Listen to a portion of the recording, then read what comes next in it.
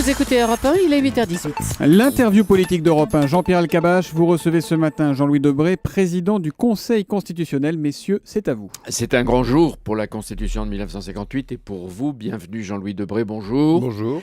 C'est votre père Michel Debré qui a rédigé cette Constitution. Cette filiation est sans précédent. Pour vous d'abord, est-ce que c'est une émotion personnelle ? Moi, c'est une émotion quotidienne, parce que je me souviens de cette époque.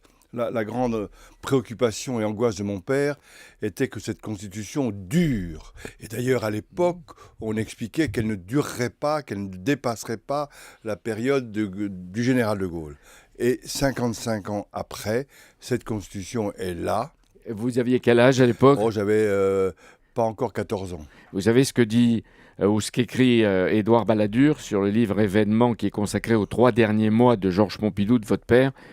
Je cite: Debré, attachant et parfois difficile à supporter, avant tout un patriote dévoué au bien public, l'autorité de l'État pour lui devait être sans partage, un caractère rugueux mais un cœur sensible, tel qu'il était, Michel Debré, mêlant l'égocentrisme au désintéressement, il est resté pour beaucoup un modèle, une image de volonté. Voilà, vous le découvrez avec moi. Non, c'est pas totalement comme ça que je le vois. Mon père était un patriote. C'est la génération qui a été élevée pendant la résistance, mais mon père était surtout un républicain et qu'il était désespéré d'avoir vu et d'avoir subi la constitution de la 4e République qui avait abouti au déclin de l'État. Et son fils, Jean-Louis Debré, prononce aujourd'hui d'une certaine façon un hymne à la République. 24 fois modifiée, la Constitution de 58, elle a la peau dure, elle a résisté à ce qui fut longtemps impossible, l'alternance et la cohabitation.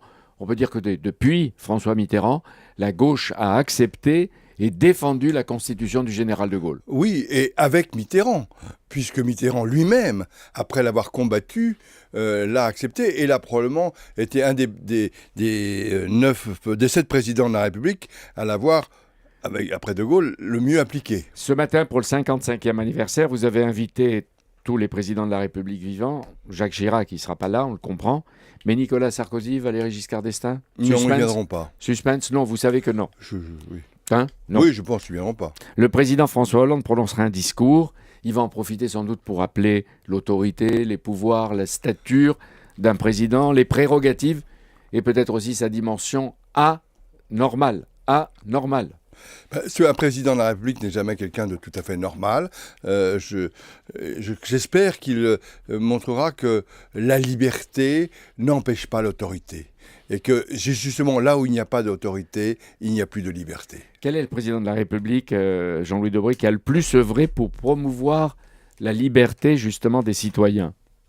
Écoutez, je crois, tous, à leur façon, De Gaulle, naturellement, pour faire que la France soit un pays libre et indépendant, Mitterrand, qui a continué la politique étrangère de la France et qui a fait un certain nombre de réformes. Giscard, il faut bien le dire, qui, avec le vote à 18 ans, avec un certain nombre de réformes, a œuvré.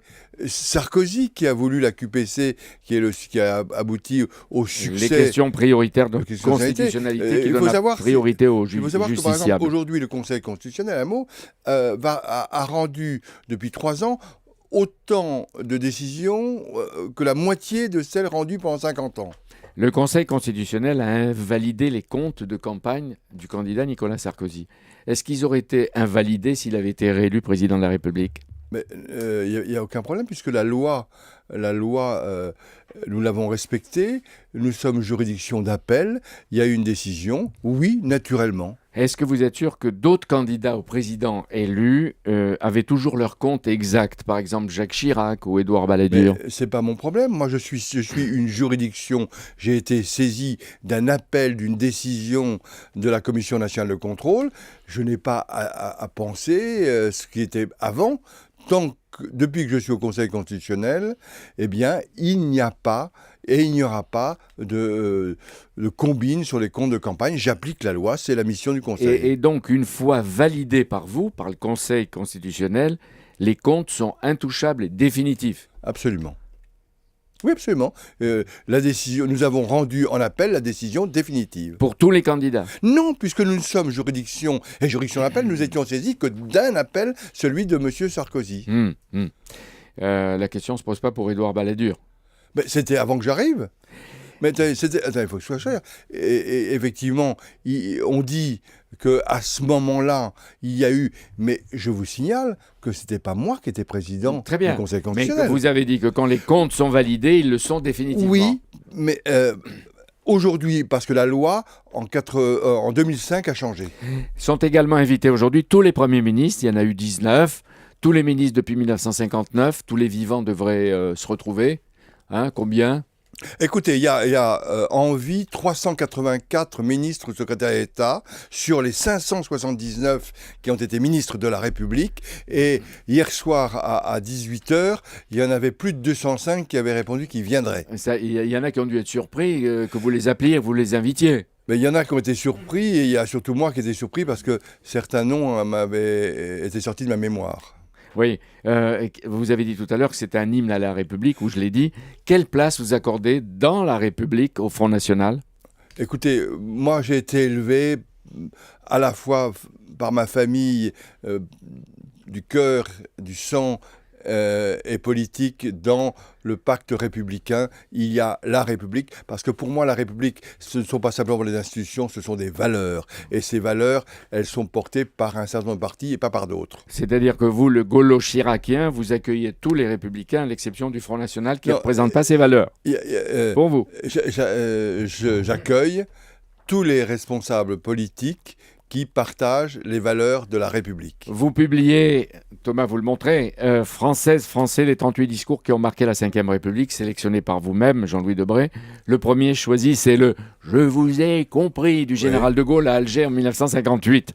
Et vous en avez choisi 2 de Michel Debré, 8 du général de Gaulle, 3 de François Mitterrand, 6 de Jacques Chirac, votre mentor préféré, 2 de Nicolas Sarkozy, dont celui contesté, prononcé à Dakar. L'homme africain n'est pas assez centré dans l'histoire et entré dans l'histoire. Et vous défendez ce texte. Oui, parce que au-delà des formulations et des mots qui ne sont pas effectivement bien choisis, il y a une vraie réflexion sur la colonisation et ses effets. Vous citez le discours de Dominique de Villepin prononcé aux Nations Unies au moment de la guerre d'Irak. Bruno Le Maire confie désormais que c'est lui qui l'a écrit, rédigé avec Jacques Chirac, que Dominique de Villepin aux Nations Unies a trouvé le ton pour le déclamer. Vous savez ce qu'on dit en latin, pater ises que nuntiae demonstrans, le père est celui que les noces démontrent, celui qui l'a prononcé et celui qui l'a rédigé. Et ça s'est fait dans un contact permanent avec l'Élysée. Ce ne sont pas les collaborateurs, c'est celui qui le prononce. Et il y a des discours sur la société qui ont changé la société, Simone Veil, Robert Badinter, Christiane Taubira. Et j'ai noté que vous n'en avez retenu aucun de Jean-Louis Debré. Non, ça vaut pas le coup. Et peut-être Merci celui beaucoup. d'aujourd'hui, peut-être celui d'aujourd'hui. Peut-être. Merci Jean-Louis Debré. Je rappelle ce livre, Français, ces discours qui ont marqué la Ve République, discours choisis et présentés par Jean-Louis Debré, un livre historique chez l'Archipel. Merci beaucoup.